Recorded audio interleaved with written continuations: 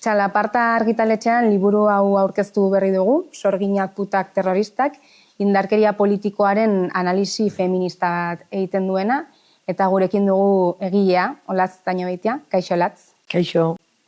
Bueno, esan dut, zuk sinatu duzula liburua, eta gainera zure tesian oinarrituta dago, baina lan hau ariketa kolektibo baten emaitza da, emagineko kideek, emakume torturatuek, eta torturaren aurkako dinamiketan aritzen zareten emakumeek elkarrekin egindako prozesu baten emaitza. Nolakoa izan da bide hori? Bueno, ondo esan duzun moduan, liburuan bai, nire izen araman arren, mai handi batan nire tesian, nire doktore tesian ere oinarritzen delako, prozesua kolektiboa izan da. Duela 2 urte edo hasi genuen, ni tesia amaitzen ari nintzenean, eta abiatu zen, hemendik, Nafarroako torturatuen sareko kide feminista batzuk egindako eskara interpelazio batetik esango dugu, bai, eta eskatzen zuten gauza asko behar dira, torturaren gaiari lotuta Euskal Herrian, bide luzea dugu oraindik egiteko, baina besteak beste, marko feminista edo interpretatzeko marko feminista baten premia.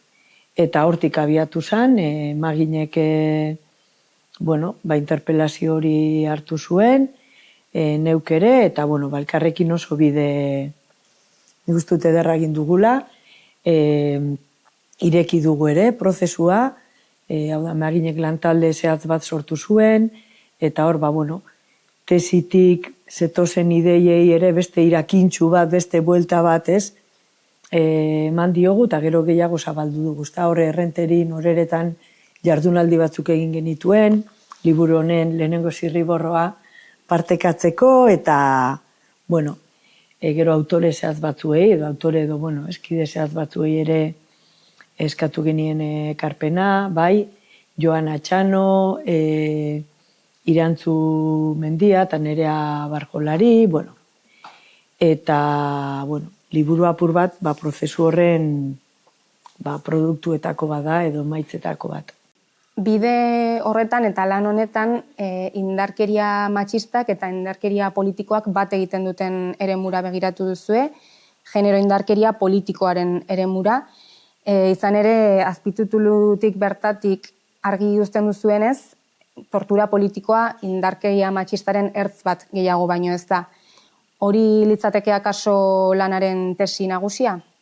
Egia da liburuak atal ezberdinak dituela, tal bat, ez ditugu testigantzak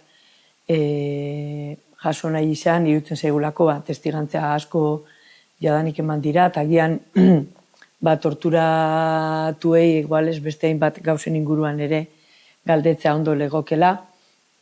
Baina, jaso dugu nolabait horri lotutako, paisaia moduko bat edo ulertzeko segirotan bizi izan garen urte luzez, ezta?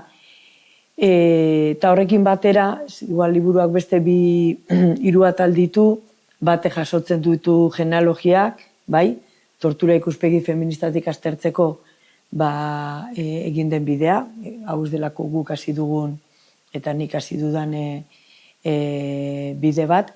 Eta gero ondoren, daude 2 atal nagusi eta bat horixe bera da, ezta, zuk aipatzen duzuna, ez? Bertan aipatzen dugu, tortura politikoa, indarkeria politikoa den bezain beste dela indarkeria matxista, bai? Indarkeria politikoa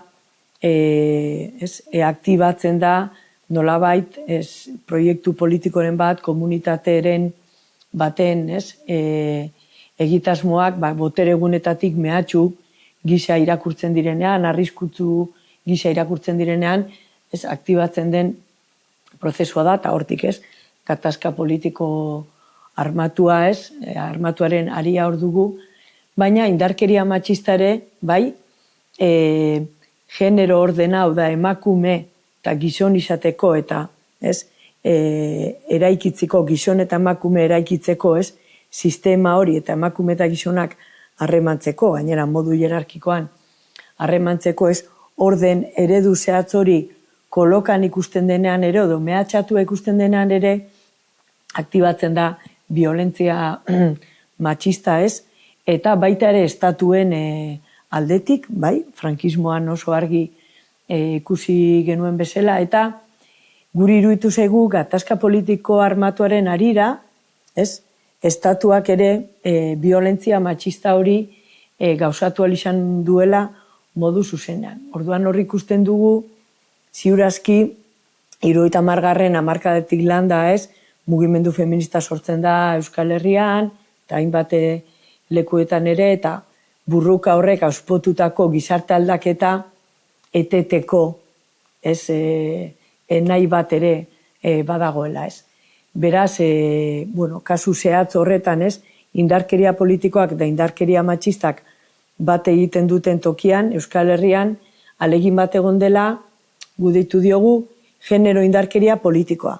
Ez, eta da Txileko azken diktadurako emakume preso politiko hoiei mailegu sartu diegun kontzeptu bat. Eta da, helburua zela emakumeak partaidetza politikotik aldentzea, bai? Emakumeak nolabait lotzea espazio politikotik kanpo, bai?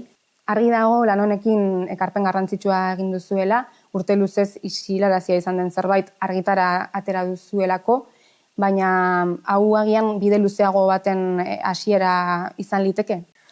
Bai, egia da liburua tresna bezala, ez da, ulertzen nuela, tesia tresna bezala ulertzen nuen moduan, da helburua da, ez dakit, gonbidapena, interpelazio bat eta askotariko prozesu politikoak abiatzea, ez. Eztabaidatzea, gogo eta egitea, ez, irekitzea hainbat gai, hori dugu helburu, eta esate baterako lehen aipatu dut, liburuak atal ezberdina dituela, atal bada, adiz, liburuak ez dauka testigantza, ez dugu jaso nahi izan, ez, testigantza bilduma bat, iruditzen zaigu testigantza asko eman direla eta ez, oso prozesu nekeza dela, eta jaso nahi izan dugu paisaia moduko bat, ez da, herri honetan, bota 50-60 bat urtetan gutxi jota, ez da, egon den paisaia izuaren, ez, beldurraren paisai hori, ez. Beste atal bada, aipatu dudan, ez, tortura politikoa indarkeria matxista da, eta beste atal bat lotuago dago, bai, hitza hartzearen prozesua, hitza hartzeak eragina du nola entzunak izango garen edo ez, gure testigantza eta gero, ez, gizarteak bere gain dagoen ardura hartuko duen edo ez, eta bueno, ez, hor kokatzen da apur bat egia, aitortza, ez, berregite prozesuak, erreparazio prozesuak, hori ere ikuspegi eta praktika feminista batetik aztertu nahi izan dugu, eta hurbildu baino ez gara egiten. Orduan, gure helburua da, adiez, otsailaren 7an, Intxaurrondoko kulturretxean, jardunaldi nazional edo egun osoko jardunaldi batzuk egin nahi ditugu, jarraitzeko horren inguruan hausnartzen. Horan zentzu horretan, liburua, ez dakitez, bide horretan da geltoki bat, ez dakit, abentura baten edo bide baten, ez dakitez, amaiera eta beste baten hasiera. Ederki, mila esker, Olatz Taño Beitia, Sorginak putak terroristak liburuaren egilea, eta zuek gonbidatzen zaituztegu liburua irakurtzera, benetan mamitsua eta aberasgarria delako.